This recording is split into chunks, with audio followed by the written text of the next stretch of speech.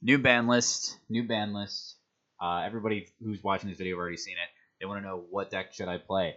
What deck should I try to beat?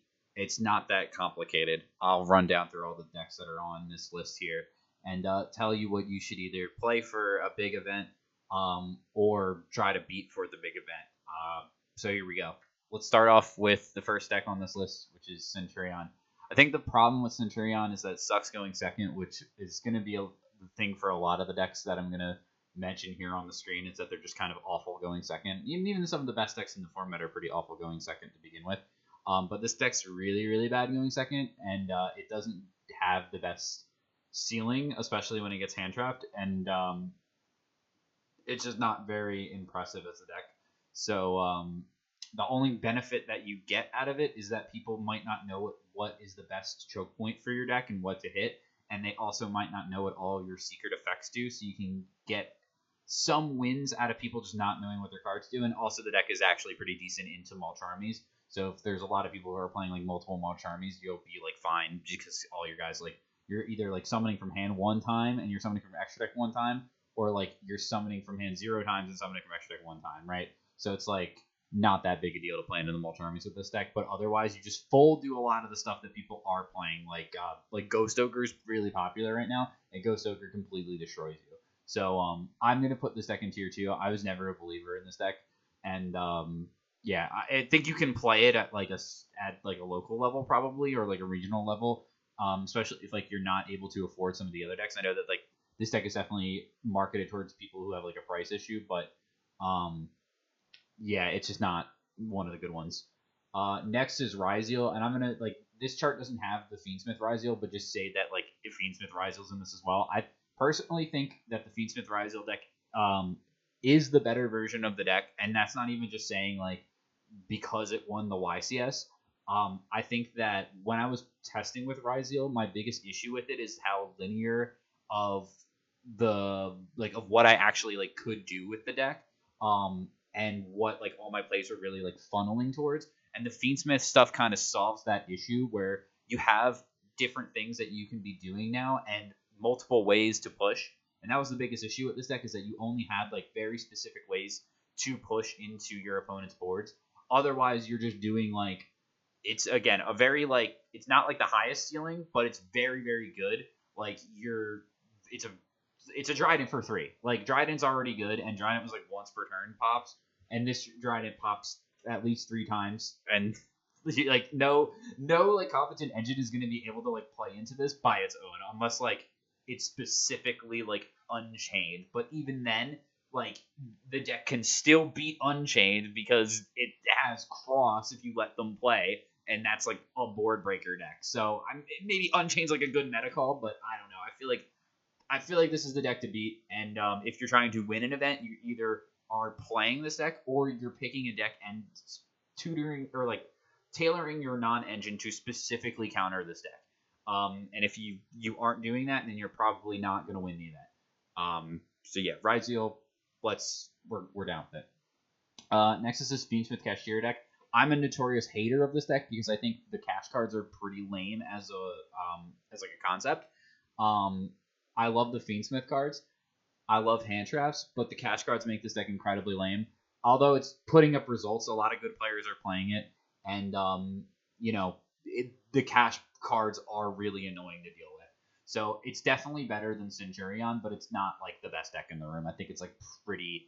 It's got like the same kind of thing where like with Ryal, where it's not doing some of this like insane board where like a huge combo line that does like 50 different things and has like 800 negates and like throws your deck across the room or anything like that. It's more just like I'm setting up Fenrir Unicorn and maybe like Sequence and Desiree or whatever, or like Fenrir Desiree, and like good luck beating my hand traps, man. It's like, all right, yeah, I hope there's a good luck. Yeah, so tier 1.5, whatever. Next we have this Exodia deck, the Millennium deck. This deck is sick. This deck is secretly sick. All the cards in it are dope and great and cool. The only problem with it is that you have to play 5 pieces of Exodia, and those cards are bad. So if it wasn't for that like you actually needed to play Exodia, this deck would be like in tier 1.5. But because you have to do that, it's tier 2. It's definitely worse than Centurion. You definitely can like brick harder than a lot of other decks, but if you ever get to like Exodius and like you get to like obliterate people, they just cannot win the game. So this deck's like it deck's fun to play, whereas and it also seems to be fun to play as well. Next we have the Unchained Fiendsmith stuff. This deck could be good. I don't actually really know because like it seems like pretty decent in the Ryal if you think about it. Like if you're just playing up against Ryal, but probably like you're gonna face like a random combo deck that isn't Ryal that just like beats you, and you're just gonna feel really stupid for playing this deck. So it's probably better than like a lot of the decks on here because you're playing really good cards in here. But yeah, you're just not like it's just not good. It's you probably should be playing like something different instead of that. Unless like you really like the deck and you just think you're a master, then you can play that. Next we have Fire King Snake Eye. Original got banned, so you can't play this deck. Just don't even bother. You might be able to play like Pure Fire King, but even then it's kind of cope. So just don't play it. Terrible. Next we have Flunderies. The problem with Flunderies right now is that people are playing Lancia, so you don't even bother playing this. People like you just can't. You just can't. Like if they Lancia, you just can't. You don't get any recursion back, and then you just have like a bird, and like it doesn't do anything, right? You just have the end pen, and then they just out the end pen because who cares? So unfortunately, your deck gets like hindered by people countering another popular deck in the format. So don't even bother playing this. Next we have Salamangreat. This is another cool like combo deck that you might be able to play at like a regional level or even like local level, but it's not beating a lot of the non-engine that people are playing for the best deck. So I'll put it at tier 2 just because like it's possible that like this deck might be able to do something, but I don't think it's like absurd. Next is the Goblin Biker deck. This is another tier 2 deck. Unfortunately, like it's got a really good matchup into Ryal because you can like summon Doug and like take away like materials for stuff, and that's really like interesting interaction that you can do. But it's just not that good. Like it only is good going second versus a specific matchup. So maybe like you want it as a hard counter pick towards Ryal if you really think that like that's going to be most of your meta. Yeah. Otherwise, you know, not the pick that I would go for. Next we have Labyrinth. I despise Labyrinth. I think this deck is a deck that you pick if you don't want to win the YCS. It's just a deck for certain players, and the people who like this deck really like this deck and are really good with it. And it still is like it's definitely a deck that you do have to respect and have to play, like know what your game plan is against it. I wouldn't say it's a deck that you need to respect enough where like you test versus it, because like in reality you're probably not going to play a ton of Labyrinth players if you're going to a regional or YCS. So I'm going to put this in tier 1.5 because I think this is better than like any of the tier 2 decks or like the don't bother decks, but it's not the best deck, and it's not something that you should like really consider like to like theorize against and like have cards for. A lot of cards that you're just going to play naturally just incidentally happen to be good versus this deck as well. So yeah, and it's also just like I don't know, like you might not even like they might not even win out on the grind versus you, right? Like you're just going to be able to beat it if they can't get their engine going. And it's really going to depend on the rest of like their non-engine on top of that, their non-engine traps at least on top of that for like if they're ever going to get to beat you anyway. So yeah, this also like it's a deck that's going to lose to itself a lot of the time as well. Next we have Pure Cache. Problem with Pure Cache is that it doesn't play any good cards. It just plays like it doesn't play Fiendsmith cards, so like you just can't really do anything with it. You just summon out guys and you don't even have Desiree on top of that, so I would not even don't bother, but it's probably like somewhat playable just because of that shifter. Although it's probably bad because you're like playing up against like Malice matchups, and if you shift their Malice like going first, Malice just OTKs you. So probably don't bother even playing this one. If you're gonna play a cash deck, just put the Fiendsmith cards in it, and it's probably a lot better. Next is the plant deck. This is like the Salamangreat deck. It's just another combo deck that's like decent enough. But its problems is that it's going to lose to itself more, and it's going to lose to a lot of the non-engine that people are already playing. So you can play it if you feel like you're really good with it, but I don't think that it's the pick to ever play in any event. Unless specifically you are like 4 people who go to every European YCS and like somehow miraculously top with this deck. I don't know what it is. I think maybe just all the European players just cannot beat this deck, or they're playing this deck. So I don't know. Next we got Malice. I love Malice. I think this deck is super sick. Although it's not Ryal, so it has to be in 1.5. It's not as good as Ryal. The problem is that it's very difficult to play into the Ryal board and into other boards as Malice as well. If you lose all like really hard to specific non-engine, you never like the problem with this is that your combos are resilient in a way, but because people right now are playing so much non-engine, you're never getting to do the full combo most of the time. So you need to play like stuff like the cash cards on top of what you're doing in order to put up a decent enough board, or like say you're like getting Lancea, right? The cash cards are really good for that because you can do something where you go like Fenrir into or like Unicorn into wherever, and then make like another guy, and then bring back with Birth and make like IP do the thing that like Jeff and Asala were doing when they get Lancea. So like you actually end on something. But yeah, overall it's just like this is a targeted deck is the thing. If the format was in a different way where people like weren't playing Lancea, but the problem is that like this is a new deck that people want to play, and that they're gonna like it's gonna get respected because of that. So and Lancea really shuts you down. If there ever is something that like lets them play under Lancea, I think maybe the new Ad Ignister cards can help with that as well. You can also try to play like Parallel Exceed to still get to your combos under Lancea, but even then that's kind of fraudulent because that means just like you're opening yourself to losing to more than just Lancea.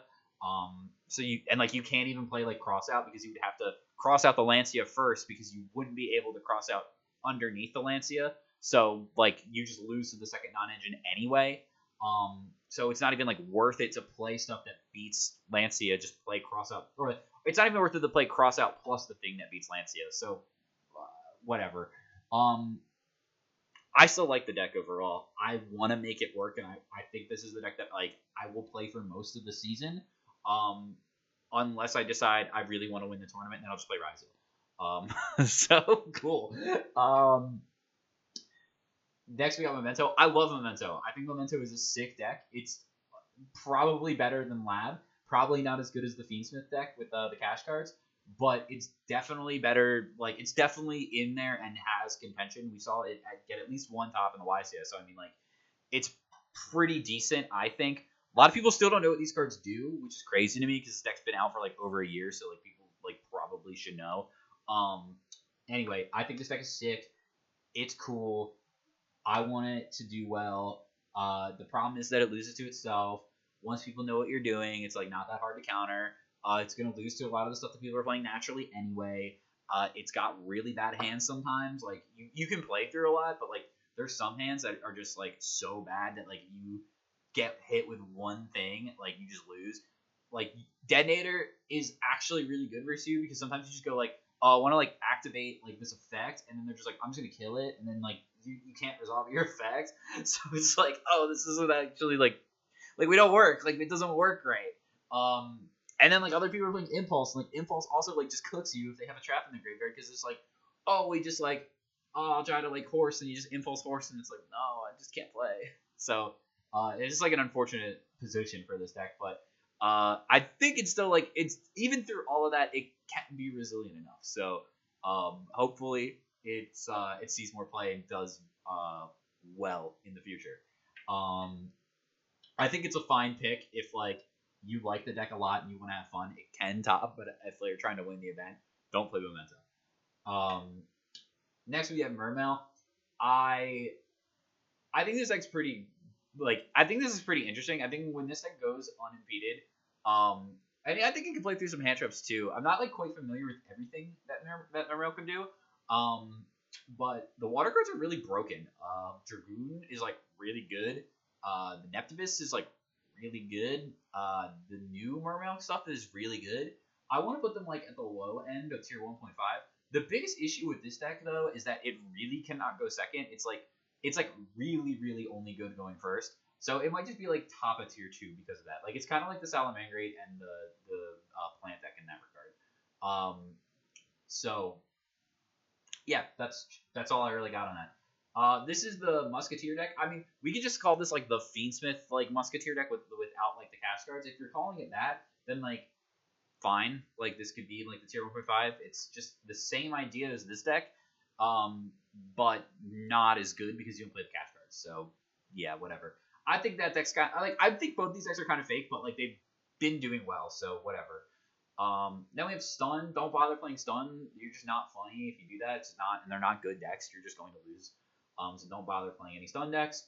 Don't bother playing Giving Puppet. You can't do anything reliably, and you just lose all the time. So don't bother playing that. Then we have Rescue Ace. This is the like Azamina version on here. This Rescue Ace is in a weird position because it just got like its best boy back, but it lost its best boy in original, which lets you bridge all your stuff together and be like super consistent.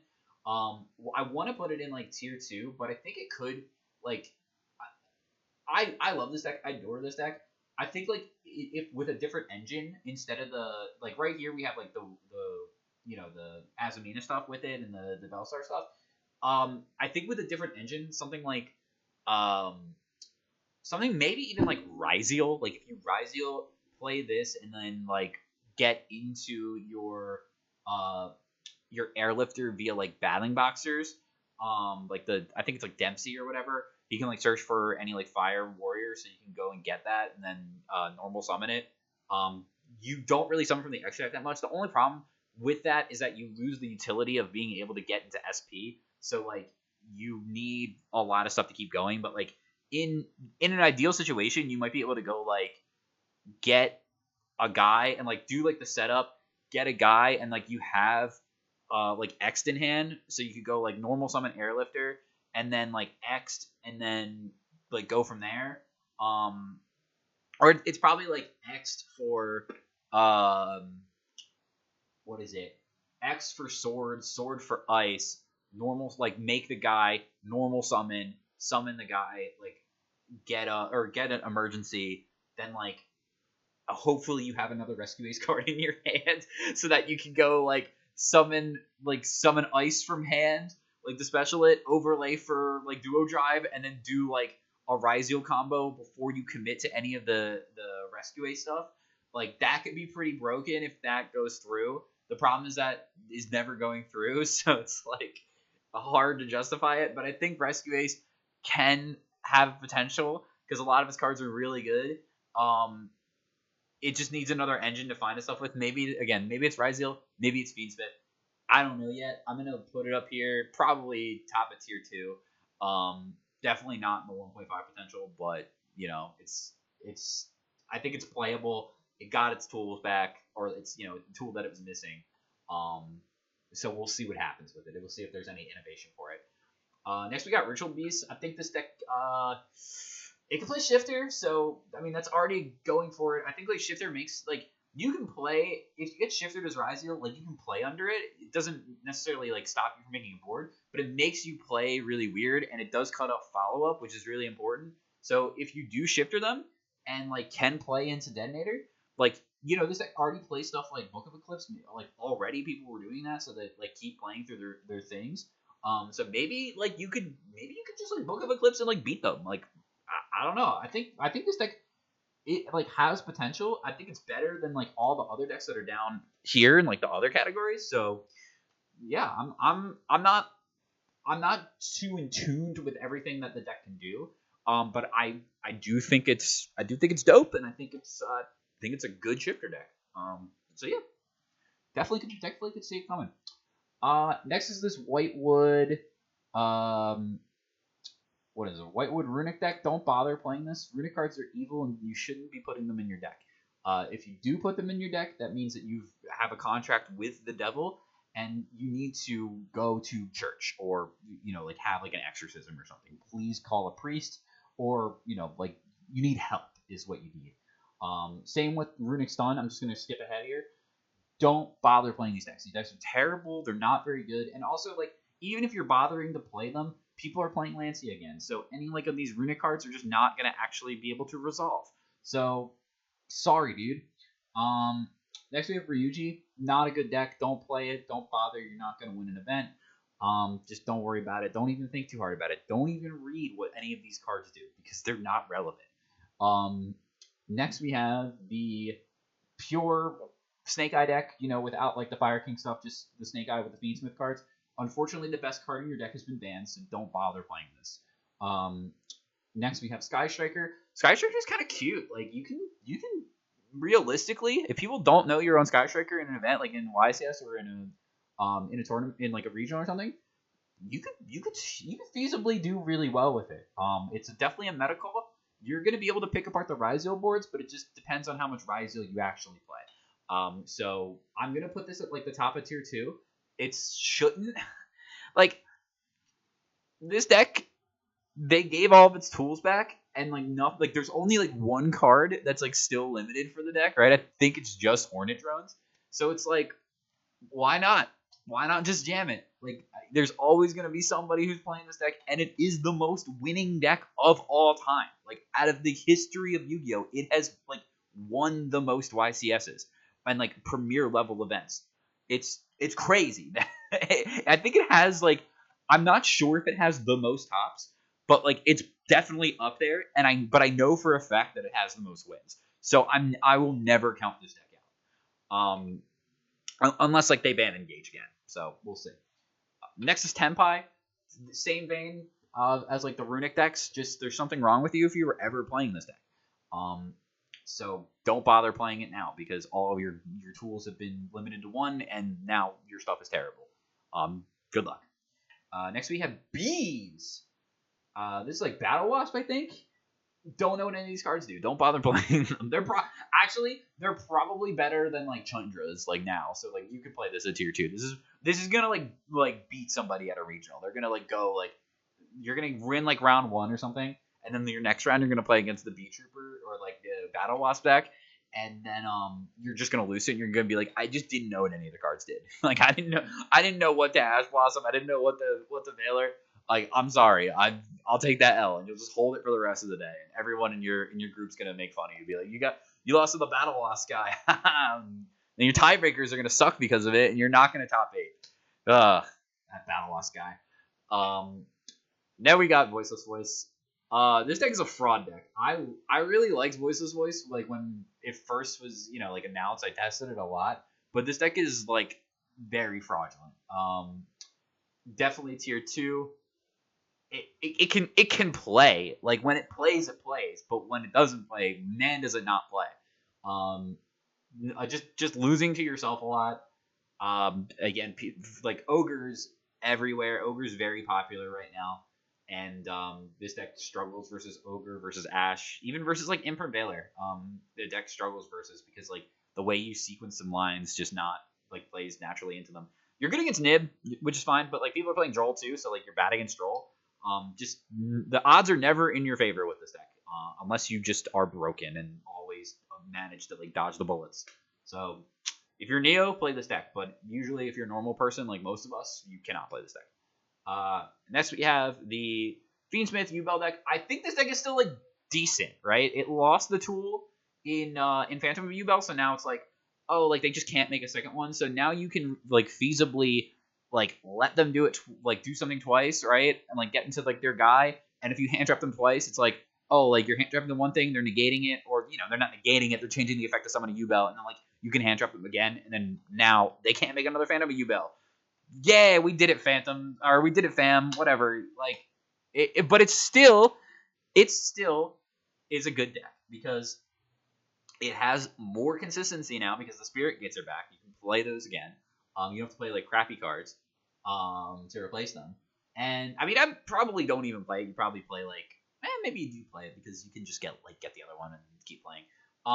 Yeah, we'll see. We'll see how it changes. But I think that's where we're at right now with just my like initial impressions. This tier stuff, like where they're at in the rows, I don't have any thoughts about that. I'm just putting them there to be like in the row. But overall, I think that if you want to win the tournament, you are playing Ryal. If you want to like play a cool deck and you like want it, like you just like this deck or whatever, feel free to play anything in the tier 1.5 and tier 2 category, and like you might be able to do well. That's the thing with Yu-Gi-Oh! Is that like all the decks that are in the tier 1.5 here and the tier 2 category, I think are decks that like could potentially do well at a tournament, right? Like if your goal is to top the tournament, you could play one of these decks and like you have a shot at topping. But if your goal is to win the tournament, you should play something in the tier 1 category. And right now, unfortunately, that's only Ryal. So that's just my opinion. And if I'm wrong, hey, I'm wrong. That's okay. So hopefully you agree, you disagree. Let me know what you think. And yeah, see you next time whenever I feel like making a video.